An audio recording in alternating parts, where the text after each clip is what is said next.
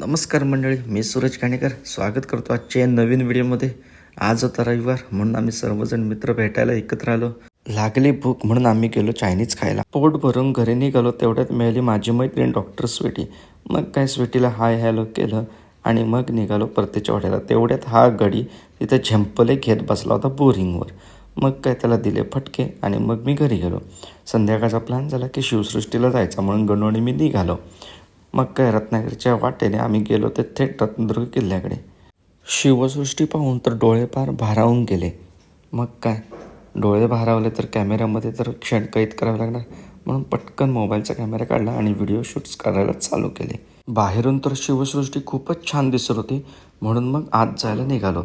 बघतो तर काय तिकीट दर चालू केले होते. मग काय घेतलं तिकीट आणि आतमध्ये प्रवेश करायला सुरुवात केली.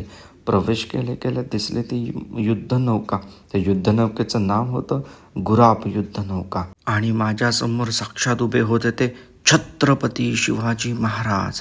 त्यांना मानाचा मुजरा करून मग मी पुढे जायला निघालो. जाता जाता लक्षात आलं की घड्याळ वाजले होते 9, कारण 9 वाजता शिवसृष्टी बंद होण्याचा टाईम झाला होता.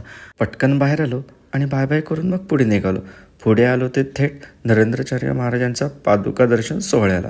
पादुकांचे दर्शन घेतले. मग तिथे चालू असलेलं प्रवचन ऐकत बसलो. प्रवचन ऐकता ऐकता तिथील असणाऱ्या स्टॉल्सला व्हिजिट दिली. भरपूर सारा भक्तांचा मेळा या प्रवचनाच्या गंगेमध्ये स्नान करण्यासाठी आला होता. मी सुद्धा प्रवचनाचा आनंद घेतला आणि थेट गेलो महाप्रसाद घेण्यासाठी.